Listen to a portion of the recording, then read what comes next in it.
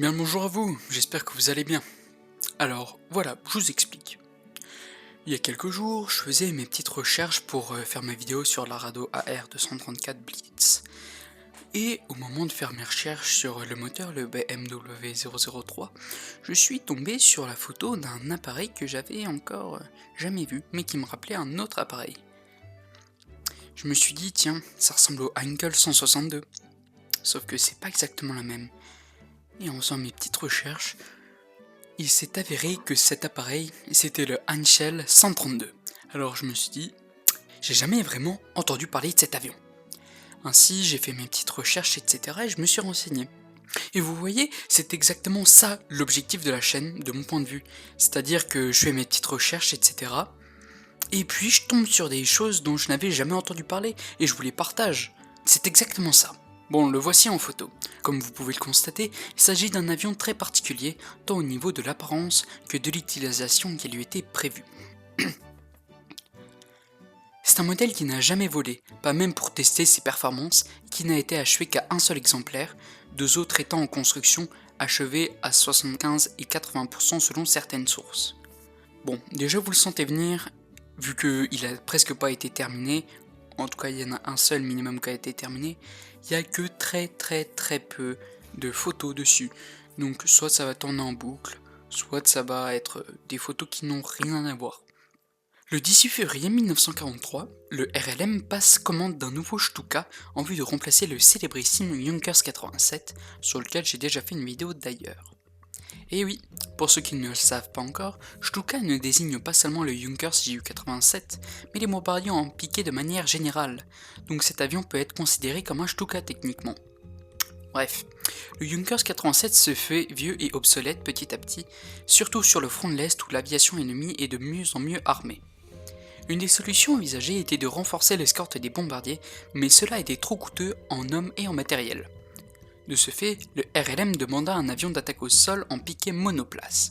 Cela peut sembler assez léger comme commande en guise de contrainte, mais c'est le fait d'en faire un avion spécialisé pour le piqué qui va rendre la tâche si compliquée, car pour le piqué, il doit être assez résistant aux efforts engendrés par l'air et les accélérations, avoir une vitesse et une maniabilité tout de même suffisantes pour éviter les problèmes liés à la chasse alliée. Et la vitesse et la maniabilité sont très contradictoires en guise de structure avec la résistance au piqué. Et enfin, l'avion n'était pas le seul à subir les efforts extérieurs.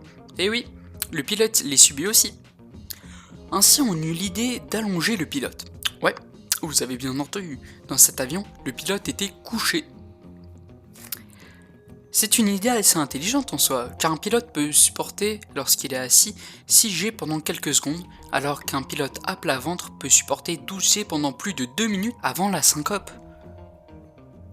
Mais vous me demanderez, Aurélien, comment tu peux savoir les résistances des pilotes alors que l'avion n'a jamais volé?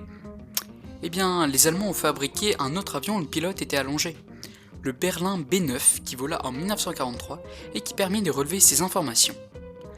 Ainsi donc, la position couchée était idéale pour cet appareil. En bonus, cela rendait sa silhouette plus petite et plus difficile à tirer dessus. Vous voyez, c'est exactement ce que je vous disais en intro.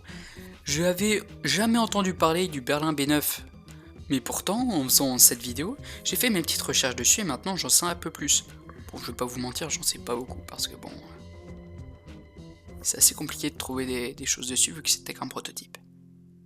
Ainsi, Heinkel, entre bombardement des Alliés et aide de Heinkel pour fabriquer son avion, répondit à la demande du RLM au printemps 1944. Au fait, le RLM, c'est le ministère de l'air allemand de la Seconde Guerre mondiale. Enfin, ici. Au début, on voulait mettre un moteur à hélice, comme tous les avions sur le front à cette période, mais on se rendit compte que si on voulait atteindre les performances souhaitées, notamment concernant la vitesse, il fallait mettre un moteur à réaction. Comme vous pouvez le constater, le moteur, un BMW 003, était monté sur le dos du fuselage, au niveau des épaules du pilote, pour faciliter la maintenance, et la verrière du cockpit était blindée. Au final, cela ressemblait pas mal au Heinkel HE162, ce qui n'est finalement pas si surprenant que ça quand on sait que Heinkel a aidé Heinkel pour la réalisation de l'appareil. Le HS-132 possédait un train d'atterrissage tricycle, un petit renfoncement sous le fuselage pour émettre une bombe de 500 kg et une structure faite en bois pour limiter l'emploi de matériaux stratégiques. Des canons étaient également prévus pour les versions 2 et 3. Bon, ça y est, là c'est le moment stat. Le moteur est un BMW 003 de 7,89 kN de poussée. L'appareil en soi fait 8,9 mètres de longueur, 3 mètres de hauteur, à une envergure de 7,2 mètres pour une surface à l'air de 14,82 mètres carrés. Cela fait donc de lui un avion assez petit et donc difficile à toucher. Je n'ai trouvé aucune information à ce sujet, donc ce qui va suivre n'est que mon hypothèse. Si cet avion a son réacteur sur le dos du fuselage, c'était justement pour garder cet aspect petit de l'appareil, donc difficile à toucher. S'il avait été ailleurs, comme sous les ailes, il aurait fallu les agrandir. S'il avait été sous le ventre, comment se serait-il posé? S'il avait été intégré au fuselage, celui-ci aurait été bien plus gros, et donc plus facile à toucher. Son premier vol étant prévu pour juin 1945, les deux premières versions auraient été détruites lorsque l'usine eût été capturée par l'armée rouge avant son premier vol, et seul serait resté intact le troisième modèle. Je précise que je ne suis pas sûr du tout du fait que tel ou tel modèle a été détruit, mais n'ayant pas d'autres informations, je vous donne ça. De ce fait, on ne saura jamais s'il aurait pu se révéler comme le digne successeur de Junkers Ju-87 ou comme un piètre échec, victime d'un régime voulant retarder sa chute à tout prix. Cependant, quelques éléments permettent de donner une réponse partielle à cette question. L'absence de frein de piquet pouvant entraîner une perte de la précision des bombes, le fait que les équipages soient de moins en moins entraînés et le fait que le moteur soit derrière le pilote, rendant toute éjection impossible. Et bien voilà, c'en est terminé de cette vidéo. Mais personnellement, ce genre d'avion, je les trouve super intéressants. Vous voyez, ce genre d'avion développé vraiment le plus vite possible pour retarder la chute d'un certain régime, où vraiment le but c'est on mise tout sur l'innovation, et où on est capable vraiment d'inventer les trucs les plus fous. Vraiment, c'est ça qui me passionne dans l'aéronautique de la Seconde Guerre mondiale. Donc voilà, j'espère que cette vidéo vous aura plu, et vraiment n'hésitez pas à laisser un petit commentaire. Ah vraiment, franchement les commentaires c'est sous-coté, hein.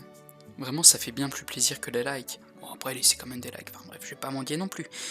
Donc sur ce, prenez soin de vous et puis à plus.